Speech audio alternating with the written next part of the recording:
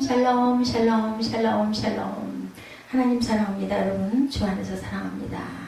21장 봅니다. 예, 오늘 21장 말씀이죠. 새 예루살렘, 새 하늘과 새 땅, 새 예루살렘입니다. 이기는 자, 7교회에서 이기는 자와 짐승과 그의 우상, 그 이름이 수를 이기고 벗어난 자들. 계시록 15장 2절이죠. 7교회에서의 이기는 자들. 에베소 교회는 처음 사랑을 회복하고 처음 행위를 가진 자, 이런 자가 이기는 자죠. 서문화 교회에서 환난과 궁핍과 비방 속에서도 하나님의 도에 충실한 자, 충성한 자, 이기는 자. 버가모 교회에서는 발람의 교훈에서 돌이킨 자, 발람 뭐예요? 우상 숭배 그리고 행음입니다. 두아디라 교회는요, 이세벨의 교훈을 용납하지 아니한 자, 이세벨 악한 사단이죠. 사대교회에서는 흰옷을 더럽히지 아니한 자고 창조의 목적대로 성도의 옳은 행실을 가진 자. 빌라델비아 교회는 말씀을 지키며 주의 이름을 배반하지 아니한 자. 라오디아 교회는 불러 연단한 금을 사서 부여하게 하고 흰옷을 사서 입어 벌거벗은 수치를 보이지 않게 하고 안약을 써서 눈에 발라서 보게 하는 자. 누구를 볼까요? 하나님을 보는 거겠죠. 8절에 두려워하는 자, 사랑의 열매를 맺지 아니한 자는 심판의 날을 당연히 두려워하겠죠. 요한일서 4장 17, 8절에 사랑 안에 두려움이 없고 온전한 사랑이 두려움을 내쫓나니 두려움에는 형벌이 있습니다. 두려워하는 자는 사랑 안에서 온전히 이루지 못하니라서 두려워하는 것 사단이에요. 요한복음 15장 1절에서 17절에 물은 내게 붙어 있어 열매를 맺지 아니하는 가지는 아버지께서 그것을 제거해 버리신다고 그러죠. 그리고 사람들이 그것을 모아다가 불에 던져서 살라버립니다. 잘린 가지들은 집어 던져놓으면 마르잖아요. 그럼 그거 걷어다가 불쏘시게 하죠. 계시록 2장 1절에서 7절에 회개하여 처음 행위를 가지라. 만일 그러하지 아니하고 회개하지 아니하면 내가 내게 가서 내 촛대를 그 자리에서 옮겨버린다. 교회가 옮겨진다라는 하나님의 성령이 옮겨지죠. 오직 어린 양의 생명책 이 책에 기록된 자들만 들어간다. 오늘 마지막 절이죠. 예수를 주로 고백할 때 우리의 이름이 생명책에 기록되죠. 그 이름을 지워질 수도 있고, 그리고 생명책에 그 이름이 지워지면 결단코 당연히 천국에는 들어가지 못한다. 계시록 3장 5절에 증거합니다. 이기는 자는 내가 그 이름을 생명책에서 결코 지우지 아니하고 그 이름을 내 아버지 앞과 그의 천사들 앞에서 시인하리라. 출애굽기 32장 33절에 누구든지 내게 범죄하면 내가 내 척에서 그를 지워버리리라, 이렇게 말씀하셨어요. 시편 69편 28절에도 그들을 생명책에서 지우사 의인들과 함께 기록되지 말게 하소서, 이렇게 기도하죠, 다윗이. 오늘 하나님이 예비하신 신천신지를 묘사하는 그런 21장. 신천지라고 하니까 신천신지라고 그러니까 얼른 듣기에 신천지 생각나가지고 좀 멈칫하죠. 저도 그랬습니다. 이것은 하나님의 아름다운 새로운 땅, 새 땅인데 요즘에 이단들이 신천지가 나타나는 바람에 이 발음을 하려고 뭐 왠지 그저 마음에 거리낌이 있습니다. 계시록의 절정, 마지막을 치달아서 가고 있습니다. 22장까지 가면 이제 끝나죠. 주 예수 오시옵소서, 이렇게 해서 끝이 납니다. 지금까지 계속된 환난과 재앙의 환상 이후에 요한의 눈에 비친 하늘나라의 모습은 모든 성도들의 궁극적 소망입니다. 전혀 그것은 정말 손색이 없는 아름다운 나라죠. 인간의 제한된 용어를 가지고는 천국의 아름다움을 다 묘사할 수가 없어요. 승리한 성도들이 들어갈 곳은 세상에서 가장 아름다운 곳.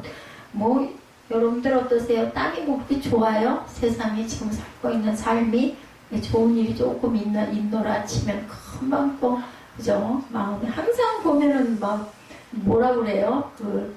다람쥐 쳇바퀴 돈다, 이런 이야기가 있는 것처럼 또 그게 또 삶이고, 그게 그래서 아름답다라고 또 얘기도 하지만 저는 참 고달프다 하는 생각이 듭니다. 새하늘과 새 땅에 대한 환상입니다. 1절이죠. 신천신지의 모습.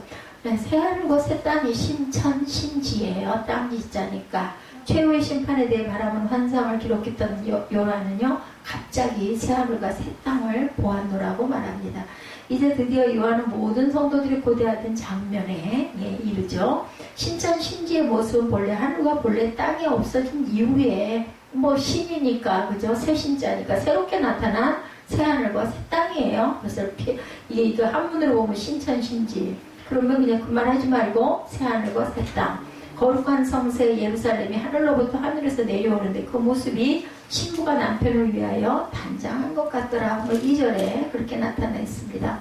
거룩한 성새 예루살렘이 하나님께로부터 하늘에서 내려오니 준비한 것이 신부가 남편을 위하여 단장한 것 같더라. 이 모습으로 와서 새하늘과 새 땅은 하나님께서 택한 성도들에게 선물로 주시기로 한 것을 보여주신 것입니다. 하나님의 이름을 부르는 성도들은 그곳에 들어가서 기쁨으로 하나님을 찬양하며 영원한 생명을 누린다. 새하늘과 새 땅이죠. 베드로후서 3장 13절에 우리는 그의 약속대로 의가 있는 곳인 새하늘과 새 땅을 바라보도다. 이렇게 베드로도 고백합니다. 땅과 하늘이 사라진다 그러죠. 계시록 20장 11절에 또 내가 크고 흰 보좌와 그 위에 앉으신 이를 보니 땅과 하늘이 그 앞에서 피하여 간 데가 없더라. 하나님의 백성들이 거하는 곳입니다. 요한은 하늘 보좌라는 음성을 듣죠. 30절 읽어볼까요?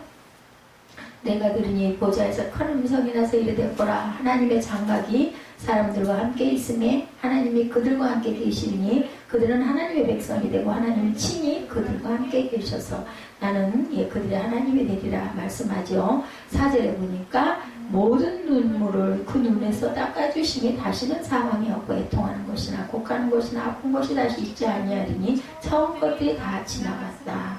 그리고 5절에 보니까 보좌에 앉으신 이가 이르시되 보라 내가 만물을 새롭게 하노라 하시고 또 이르시되 이 말은 신실하고 참되니 기록하라 하셔서 기록한 거예요. 사도 요한이. 그리고 말씀하기를 뭐라고 말씀하세요? 이제는 다 이루었도다 말씀합니다. 6절이죠. 또 내게 말씀하시되 이루었도다. 나는 알파와 오메가여 처음과 마지막이라 내가 생명수 샘물로 목마른 자에게 값없이 주리니 7절에 이기는 자는 이것들을 상속으로 받으리라. 나는 그의 하나님이 되고 그는 내 아들이 되리라 하죠. 이기는 자들은 어떤 자들이라고 아까 7개 교회에 대해서 제가 설명을 드렸죠. 어떤 자들이 이기는 자들이다. 절대로 우상 숭배를 해서는 안 된다라고 말씀을 합니다.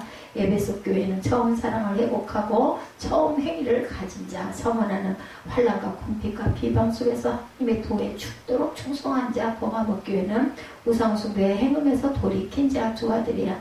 이세벨의 교훈을 용납하지 아니한 자, 사대교회 흰옷을 더럽히지 아니한 자, 창조의 목적대로 성도의 옳은 행실을 가진 자, 빌라델피아 말씀을 지키며 주의 이름을 배반하지 않은 자, 라오디게아 불러 연단한 금을 사서 부여하게 하고 흰옷을 사서 입어 벌거벗어 수치를 보이지 않게 하고 안약을 써서 눈앞 발라 보이는 자. 7개의 교회. 이 교회들에게만 얘기하셨을까요? 교회들에게 얘기하신 이유는 뭐예요? 예수를 주로 고백한 자들이 교회들 아니겠어요? 그러니까 세상 사람들은 여기에 속하지가 않으니까 교회 7교회에 결과적으로 보면 하나님을 사랑하는 자, 그리고 우상을 숭배하지 않은 자, 그리고 말씀을 지키는 자, 알약을 눈에 바른 자는 뭐예요? 눈을 발라버려서 하나님의 말씀을 온전하게 바로 바라볼 줄 아는 그러한 자. 그러나 이 하나님의 새 창조에 들어가지 못한 사람들이 있음을 또한 하나님께서는 선언합니다. 그들은 두려워하는 자들과 믿지 않는 자들과 흉악한 자들과 살인자들과 행음자들과 술객들과 우상 숭배자들과 모든 거짓말을 하는 자다. 제가 아까도 붙였는데 또 뭐가 뒤에서 우두둑 떨어지네요. 8절에 보니까 그렇게 나타나 있죠. 어쩔 수가 없죠. 두려워하는 자들과 8절입니다. 믿지 아니하는 자들과 흉악한 자들과 살인자들과 음행하는 자들과 점술가들과 우상 숭배하는 자들과 거짓말하는 모든 자들은 불과 유황으로 타는 못에 던져지니 이것이 둘째 사망이면 절대로 못 들어간다라는 거죠. 이 새 예루살렘은 한 성의 건물을 말하는 것이 아니라 그 안에 거하는 사람들을 의미하죠. 이 성의 모양은 네모 반듯한 정사각형 입방체였다. 그 길이가 12,000 스타디온이다. 그리고 180스타디온은 약 180m이므로 2000km가 넘는 뭉대하게 그지없는 모습인데 그 성이 하나님의 영광에 가득 차고 그 성의 빛은 귀한 보석빛과 같다. 11절에 그렇게 증거하고 있습니다. 하나님의 영광이 있어 그 성의 빛이 지극히 귀한 보석 같고 벽옥과 수정같이 맑더라.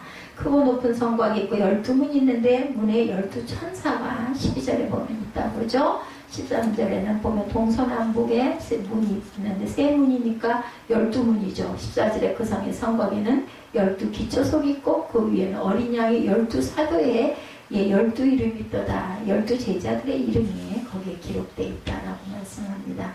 자, 이 교회는 우주적인 보편성을 가지고 그것은 새 예루살렘에도 결코 예외가 아닌 또 같은 모습을 증거하고 있습니다. 이 사람 중에 하나님의 성을 보게 하시죠. 에스겔 40장 1절에 에스겔도 봤어요. 하나님의 이상 중에 나를 데리고 이스라엘 땅에 이르러 나를 매우 높은 산 위에 내려놓으셨는데 거기에는 나무로 향하여 성읍 평상 같은 것이 있더라. 이렇게 증거합니다. 하나님의 성전에 계실 때 영광과 임재의 연기로 가득한 모습을 계시며 계시록 15장 8절에 하나님의 영광과 능력으로 말미암아 성전에 연기가 가득 차매 7 천사의 7 재앙이 마치기까지 성전에 눈이 들어갈 적 없더라. 이렇게 말씀합니다. 새 예루살렘의 재료에 대해서 모두 다 보석으로 표현하고 있죠. 건축한 재료 나열입니다. 모두 보석입니다. 그 성곽은 벼곡으로 쌓고 18절에 보면 성은 정금인데 맑은 유리 같다.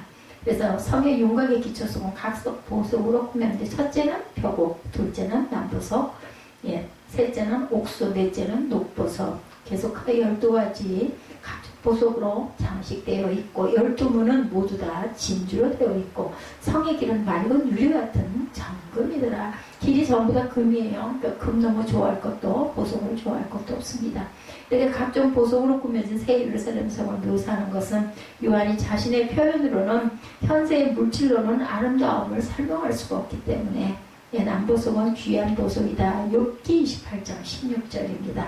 오빌의 금이나 귀한 청옥수나 남보석으로도 그 값을 당하지 못한다. 이렇게 얘기합니다. 욥이 정금으로 되고 맑은 유리 같은 예루살렘의 성곽, 오늘 18절이죠. 그 성곽은 벼곡으로 쌓였고 성은 정금인데 맑은 유리 같더라. 그냥 듣기만 해도 너무 아름다울 것 같죠. 새 예루살렘의 생활에 대해서 영원한 새 예루살렘 대에 묘사하면서 요한은 5가지 보지 못한 것들을 적고 또한 그것을 배치하는 5가지를 언급하고 있습니다. 요한이 새 예루살렘 중에서 볼 수 없었던 것은 성전, 해나 달, 성문, 밤, 속된 것과 가증한 일이나 거짓말하는 자 등 우상숭배의 죄 등이 있습니다. 이런 것들은 없었지만 새 예루살렘에서의 생활은 전부 부족함이 없는 생활이다. 성전이 없어도 그리스도께서 계시기 때문에 아무 문제가 없고 해나 달이 없어도 빛의 근원이신 분이 계셨기 때문에 상관이 없죠. 자, 23절에 보면은 22절에 성 안에서 내가 성전을 보지 못하였으니 주 하나님 곧 전능하신 여호와 및 어린 양이 그 성전이시기 때문에 성전을 보지 못했다. 23절에 그 성은 해나 달에 비침이 없을 때 없다. 하나님의 영광이 비치고 어린 양이 그 등불이 되시기 때문에 해나 달이 아무 상관이 없다. 24절에 만국이 그 빛 가운데 다니고 땅의 왕자들이 자기 영광을 가지고 그리로 들어가리라. 낮의 성문들을 도무지 닫지 아니하리니 거기에는 밤이 없기 때문에 문을 닫을 필요가 없다. 사람들이 만국의 영광과 존귀를 가지고 그리로 들어가겠고 무엇이든지 속된 것이나 가증한 일 또는 거짓말하는 자는 결코 그리로 들어가지 못하되 오직 어린 양의 생명책에 기록된 자들만 들어가리라. 그러니 뭐 그런 것들은 없겠죠. 거짓도 더러움도 없는 곳이다. 어린 양의 생명책에 기록된 자들만 그곳에 들어갈 수 있기 때문에 우상숭배나 도덕적 부정함이 있을 수가 없다. 우리 성도들은 바로 이러한 천국의 생활을 누릴 것이다. 그래서 사모해야 되겠죠. 천국에서 해나 달의 조명이 필요 없다. 이사야 60장 19절에도 증거합니다. 다시는 낮에 해가 내 빛이 되지 아니하며 달도 내게 빛을 비추지 않을 것이요 오직 야훼에게 내가 영원한 빛이 되며 내 하나님이 내 영광이 되리니. 이사야 선지자도 이렇게 증거하죠. 천국에서는 문을 닫을 필요가 없다. 이사야 60장 11절입니다. 내 성문이 항상 열려 주야로 닫히지 아니하리니 이는 사람들이 내게로 이방 나라들의 재물을 가져오며 그들의 왕들을 포로로 이끌어옵니다. 방은 무지와 불신앙을 비유한다고 로마서 13장 12절에 밤. 밤이 아니라 밤입니다. 밤이 깊고 낮이 가까웠으니 그러므로 우리가 어둠의 일을 벗고 빛의 갑옷을 입자. 누가 성 어거스틴이 감동한 구절들이죠. 이 21장에 나타난 하늘과 땅, 새 하늘과 새 땅이죠. 예루살렘 모습, 우리 성도들의 메마른 영적 삶을 다시 한번 일으키기에 충분하다. 하나님은 요한을 통해서 천국의 모습을 일부분 보여주심으로 우리가 그것을 간절히 사모하는 삶을 살게 하려고 계시록이 기록되어 있습니다. 그렇지만 요한이 바라본 것은 정확하게 자기가 본 것이기 때문에 그것을 뭐라고 필설로 다 나타낼 수는 없지만 어쨌든 본 것들을 그대로 기록한 거죠. 우리 환경이 고달프고 낙심된다 할지라도 언제나 하나님이 만들어 놓으신 새하늘과 새 땅 신천지 신지 소리는 하지 말아야 되겠네요. 그려보면서 힘을 얻는 저와 여러분들이 되셔야 되겠죠. 자, 우리가 전체적으로 한번 봅니다. 20장은 6천년 동안이나 주의 백성과 교회를 미혹하던 사단이 결박당해서 무조경에 쳐넣어진 그런 내용이 나타나 있었죠. 성도의 부활과 1000년 동안 왕노릇하는 것, 실제로 하나님께 재판의 권세를 받아서 재판하며 세상 사람을 다스리죠. 그들이 곡과 마곡을 미혹하여 예수의 짐과 대적하여 전쟁을 하려 하지만 예수님 위에서 나온 말씀의 검으로 다 죽습니다. 마지막 백색 보좌 심판을 받는데 행위 기록 그대로 심판받아서 지옥에 간다. 성도는 생명책에 기록된 자들은 전부 다 어디? 천국으로 가죠. 지금 구원의 확신이 없이 이 땅에 사는 성도들 중에 믿음이 인가 아닌가 맞나 틀리나 하는 사람들은 다 체계적으로 성경을 제대로 배워서 구원의 확신 받는 것이 중요하다. 그리고 은사 능력이나 율법 등 외적 신앙이 아니라 성령으로 우리가 거듭나야 되겠고, 성령님의 내주 내재 안에서 주와 동행하며 성령님의 인도대로 사는 것이 중요합니다. 또한 성도가 행한 대로 영광과 상급이 다르죠. 충성스럽게 사는 것이 또한 중요하고, 이것은 우리가 욕심을 내야 합니다. 사명받은 자는 사명을 완수하는 것이 또한 중요하고, 하나님과의 관계 회복이 항상 관계 회복이 안 되면 안 됩니다. 어떤 상황에서라도 하나님과의 관계 회복은 늘 잘하고 가야 된다. 오늘 21장은 새하늘과 새 땅에 대해서 나타난 부분을 우리가 쭉 돌아봤습니다. 새하늘과 새 땅에 어떤 좋은 곳이고 어떤 사람이 들어가는가 우리 본문에서 충분히 읽었죠. 성도들이 사모하고 준비하고 대비하도록 미리 기록해 놓여진 성경, 이 계시록 21장, 새하늘과 새 땅 그리고 새 예루살렘 성입니다. 그것은 오늘 보면 이 현상이고 창세기 1장 말씀과 똑같은데 1장 1, 2절이죠. 하나님의 세상을 창조하실 때 1절을 그냥 선포로 볼 것이냐 실제 창조로 볼 것이냐 이런 논란이 일어나는데, 한국 신학이 우리가 처음 신학때 들어갔을 때 천지 창조론을 배울 때 교수님이 입에 닳도록 강조한 부분이 1절은 총괄적인 선포다, 2절부터 본격적인 창조에 들어간다고 이렇게 말씀하셨는데, 1절의 선포뿐만 아니라 실제 창조임을 알게 되고 그것이 앞으로는 대세로 지금 가고 있습니다. 그래서 성경의 어떤 내용이 조금씩 해석이 달라지는 거죠. 주장이 조금씩은 달라집니다. 오늘 본문도 새하늘과 새 땅에 본 천국, 2절은 그 천국 안에 천국 하나님의 보좌가 계신 천국소 새 예루살렘을 말합니다. 그래서 제목을 보니 내가 보니 두 번 나타나죠. 새하늘과 새 땅 1절에 또 내가 새하늘과 새 땅을 보니 처음 하늘과 처음 땅이 없어졌고 바다도 다시 있지 않더라. 내가 보니. 원문에 보면 새하늘과 새 땅이라는 건 카이노스, 질적으로 완전히 새로운 것을 말합니다. 절대로 세상을 볼 불심판에서 불타버린 땅이 천년왕국을 거치면서 조금 좋아진 것을 천국이라고 말한다면 틀린 거죠. 어떻게 지금까지 예수 믿고 천국에 들어간 수천억의 인부들이 좋아서 살 수 있겠느냐 이런 이야기들도 나옵니다. 천국은 지구촌보다 10배나 큰데 이 세상을 다 버리고 온데간데 없이 없어지고 완전히 새하늘과 새 땅의 천국에 내려온다. 20장 11절에 보면 또 내가 크고 흰 보좌와 그 위에 앉으신 이를 보니 땅과 하늘이 그 앞에서 한데 없더라 이렇게 증거하고 있습니다. 지금 이 하늘과 이 땅은 없어질 세상으로 저와 여러분들이 철거 대상 지역에 거주하고 살고 있다. 우리가 지금 철거 대상 지역에서 살면서 돈 많이 들여서 고음으로 치장하면 나중에 아까울 것 같죠. 우리 얼굴도 몸도 마찬가지입니다. 저는 그걸 참 많이 느껴요. 아무리 평생을 그렇게 열심을 내가지고 가꾼다 하더라도 한순간에 다 무너져 버려요. 그죠? 우리의 마음이, 우리 영이 평안하지 못하면.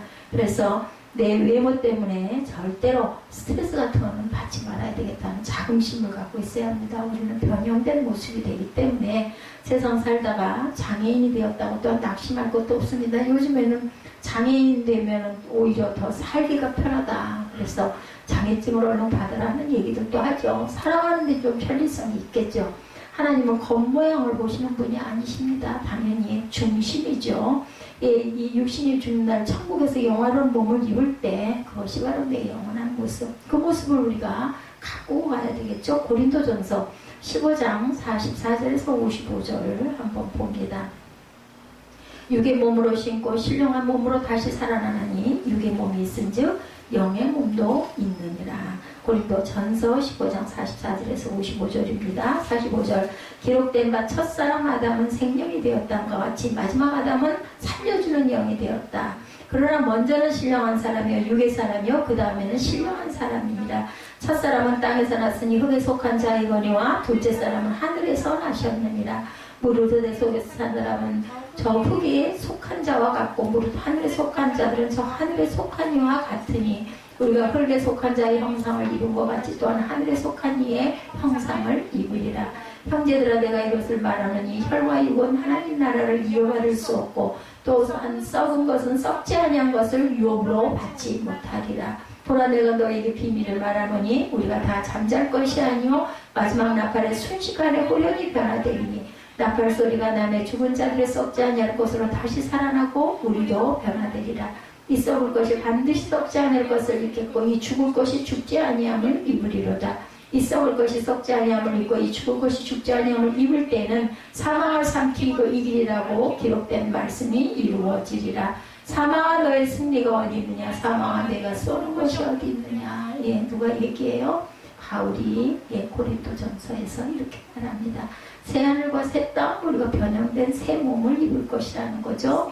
세계 3차 대전이 일어나거나 적그리스도가 출현한다면 그날부터 이 세상은 7년 환란이 도래하겠죠. 안 봐도 이 세상은 7년 안에 끝이 난다. 근데 그 7년이라는 것은 뭐예요? 상징적인 숫자예요. 7년이 될지 70년이 될지 알 수는 없습니다. 다 불타서 결국은 없어지고 뭐 세상 떼빙이고 우리 주변에서도 보잖아요. 무슨 자연재해 한번 일어나면 그냥 도시 전체가 완전히 그냥 폭삭 내려 앉아버리기도 하는 일 우리가 알 수가 없습니다.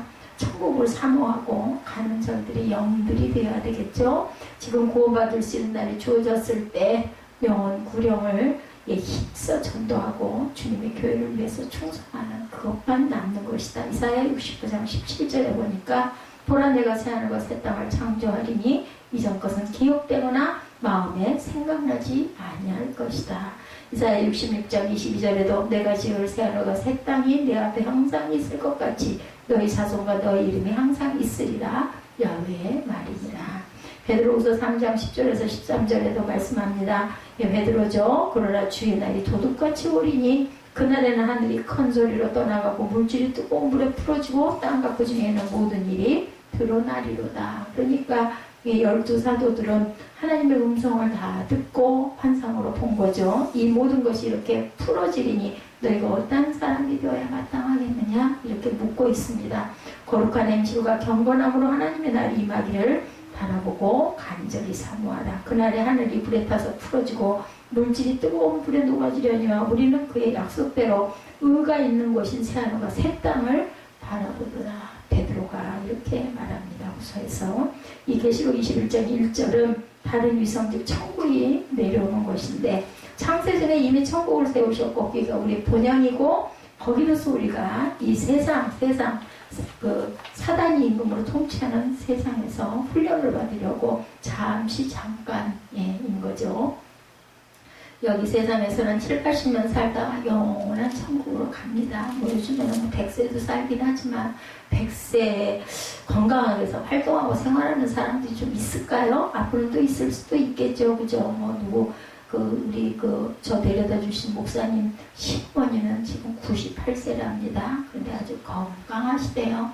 그리고 맨날 아들 원망을 이제는 며느리를 그렇게 잡아먹을 듯이 했는데 이제는 내 편 좀 들어줘. 아들을 그렇게 흉으로 원망을 하면 이 목사님은 그냥 시어머니 등을 자꾸 두들겨 드리고 위로를 해드린다. 이제 한마디로 도 같은 거예요. 그리고 남편에게는 얘기를 안 한대요. 남편한테 막 미워서 엄마가 그러면 오줌이나 하면 그럴까 해가지고 아이고 어머니 하고 쓰다듬어 드리고 등 두들겨 드리고 남편에게는 얘기를 안 하고 내버려 두면 또 남편은 남편대로 어머니 부분에 대한 생각을 나름 하는 것 같더라. 그러면 이제 어떤 기회를 탁 봐가지고 한마디를 탁 이렇게 던진다고 얘기를 하더라고요. 남편이 있음으로 인해서 자기가 정말 목회를 제대로 못해서 헤어질까 생각도 얼마나 많이 했는지 모른다. 본인은 그러더라고요. 참 부럽더라고요.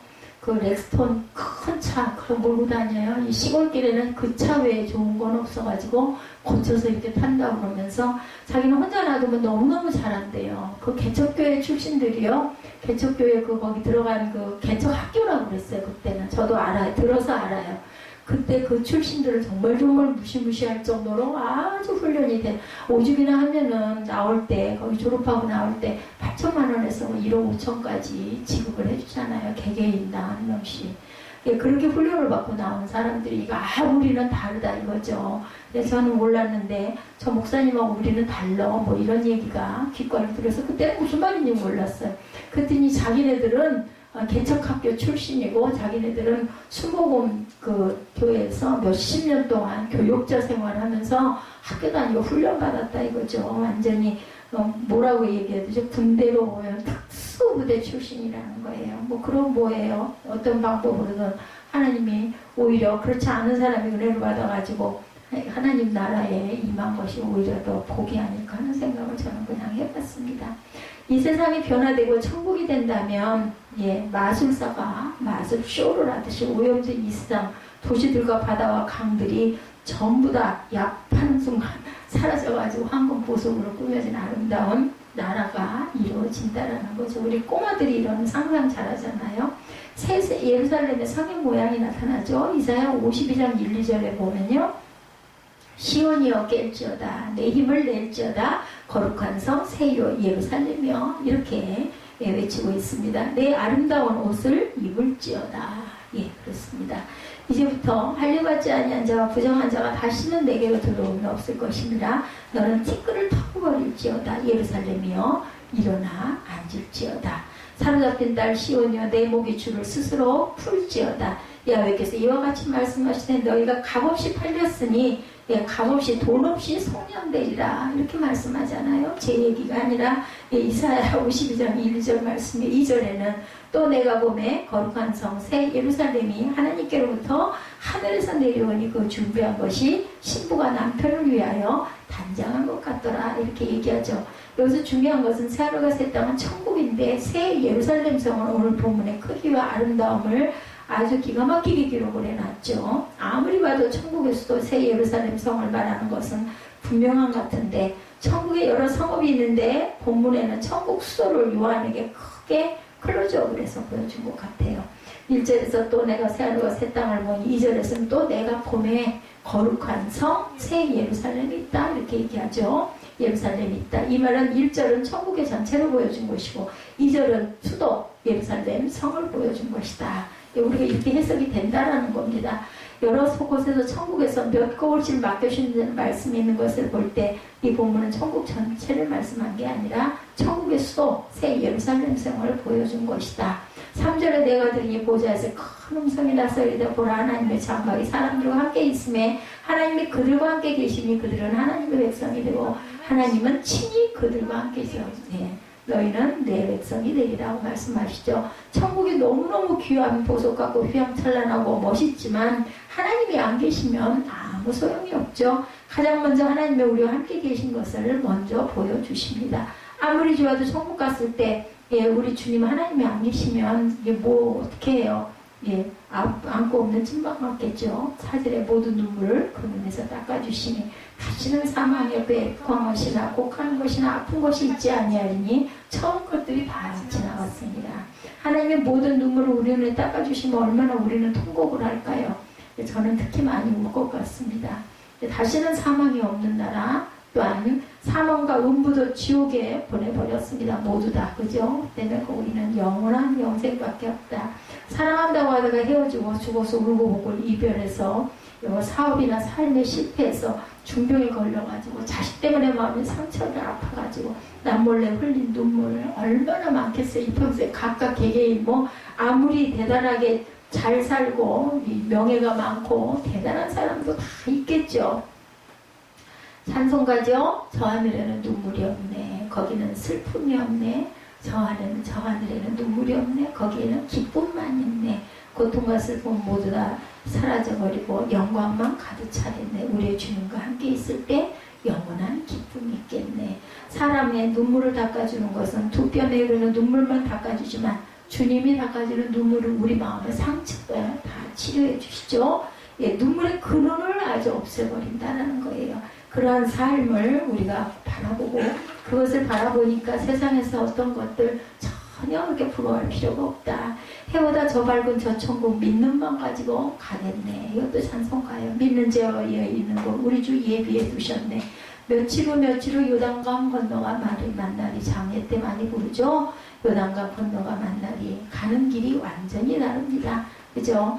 예, 북만삼천 멀리 두고 어두운 길 해보다 더 밝은 저 천국길 어느 길? 예, 해보다 더 밝은 저 천국길 북만삼천 그런 건 아무 상관없어요. 그죠? 우리의 눈물을 씻어주신다. 5절에 보좌에 앉으시니가 이르시되 보라 내가 만물을 새롭게 하노라 하시고 또 이르시되 이 말은 진실하고 참되니 예, 새롭게 하노라. 아담이 타락하니 만물이 함께 영광스러운 본래의 기능을 발휘하지 못하고 짐승도 저주를 받고 만물이 함께 저주를 받았죠. 천국 가면 만물이 새롭게 된다. 좋아지는 것이 아니라 완전히 새 것이 된다. 질적으로 바뀝니다. 이사야 11장 6절에서 9절입니다. 그때 이리가 어린 양과 함께 살며 표범이 어린 염소와 함께 누우며 송아지 어린 사자가 살찐 짐승이 함께 있어 어린아이에게 이끌리며 암소와 곰이 함께 먹으며 그것들의 새끼가 함께 엎드러지며 사자가 소처럼 풀을 먹을 것이며 젖 먹는 아이가 독사의 구멍에서 장난하며 젖된 어린아이가 독사의 굴에 손을 넣을 것이며 내 거룩한 산 모든 곳에서 해됨도 없고 상황도 없는 것이니 이는 물이 바다를 소풍같이 야훼를 아는 지식이 세상에 충만할 것입니다. 이사야도 정말 많은 환상과 말씀을 받아서 이렇게 기록을 했겠죠.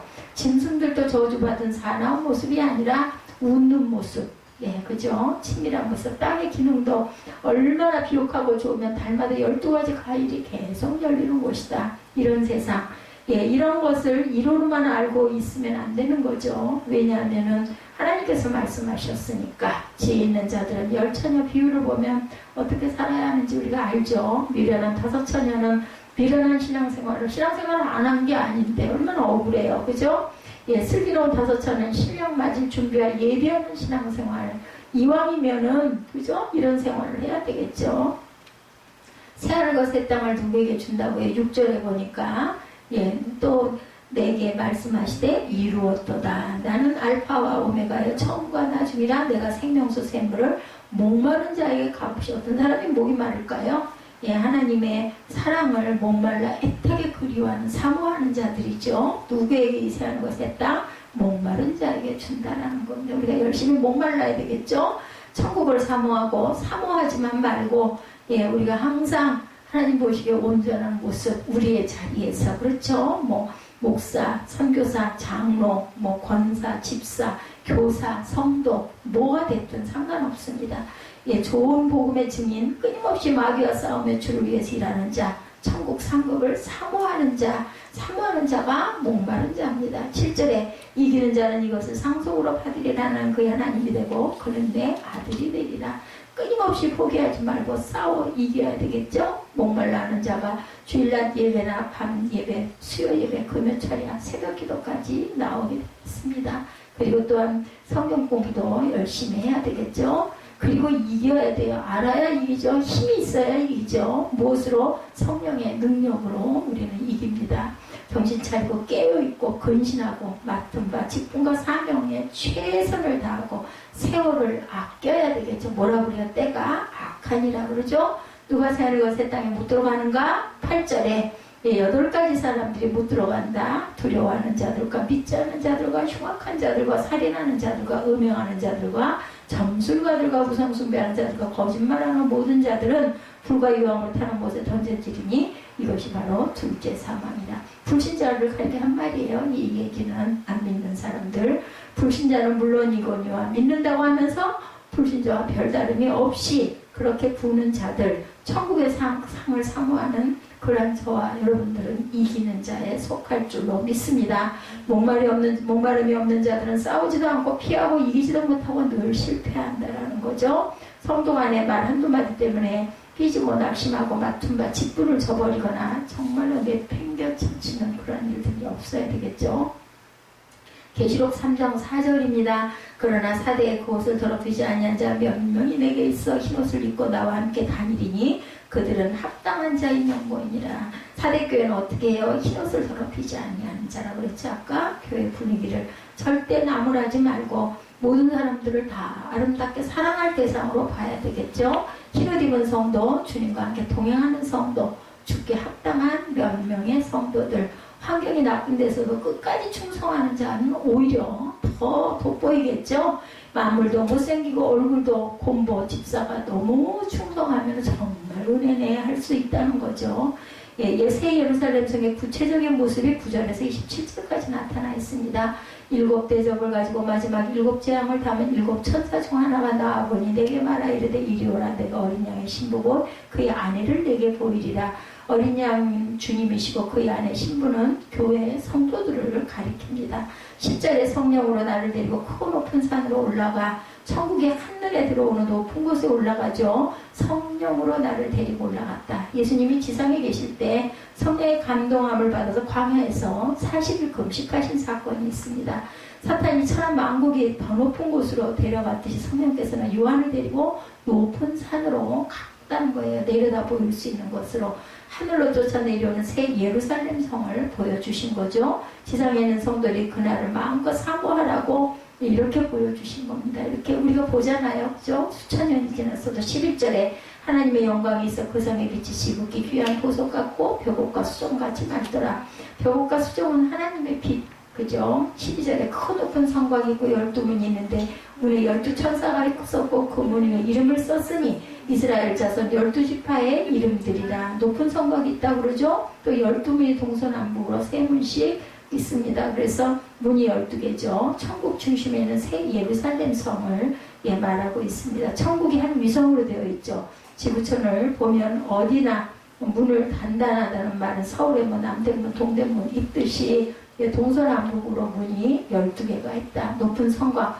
이게 천국 전체라면 이해가 안 됩니다. 13절에 동쪽에 3개, 북쪽에 3개, 남쪽에 3개, 서쪽에 3문, 12지파를 상징하는 12문입니다. 14절에 그 성의 성곽에는 12기초소리 있고 그 위에는 어린 양이 12사도의 12이름이 있더라. 내게 말하는 자가 그 성과 문들과 성령을 충량하려고 금 갈대자를 가졌더라. 그 성은 네모가 반듯하여 길이와 너비가 같은지라. 그 갈대자로 그 성을 청량하니 12,000스타디온이요 길이와 너비와 높이가 같더라. 그러니까 네모나죠. 이건 지성소 같은 모양을 하고 있습니다.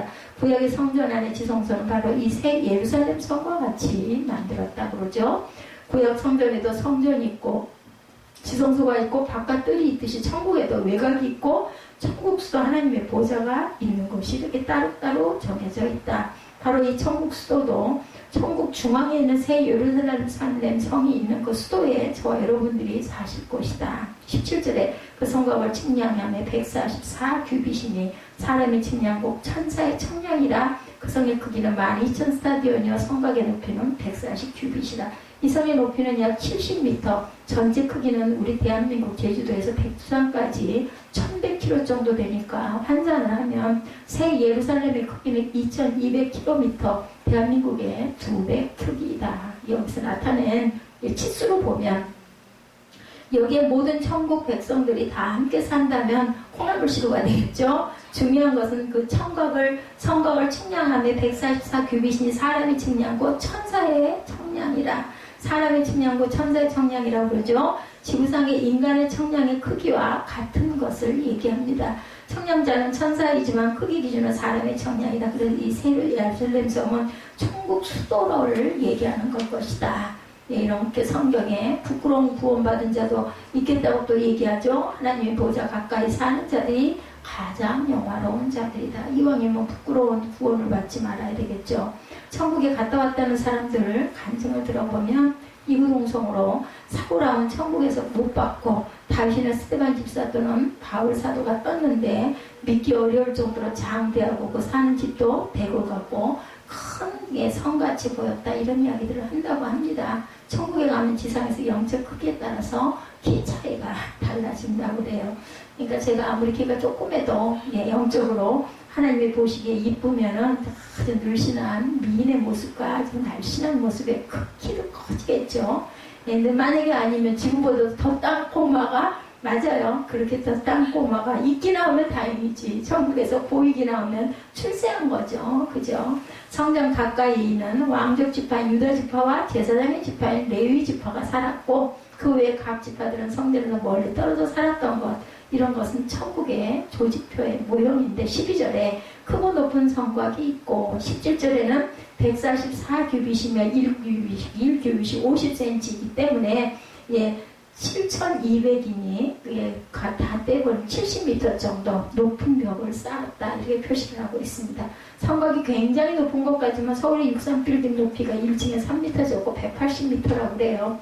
멀리서 보면 안 높은데 이 성벽 2,200km 둘러쳐져 있다고 생각하면 안 높은데, 세상에서는 큰 돌들로 성을 쌓는 것이 아니고 벽돌 성벽도 아니고 뭐예요? 보석이죠. 투명한 보석으로 옷을 입고 있습니다.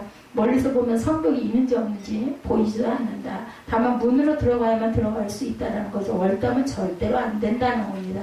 천국의 핵심 수도의 재료에 대해서 18절에서 21절에 나타나죠. 그 성곽은 벽옥으로 쌓였고 성은 정금인데 맑은 유리가 돌이고, 전에 수정유리 그 노래 있었죠. 찬양.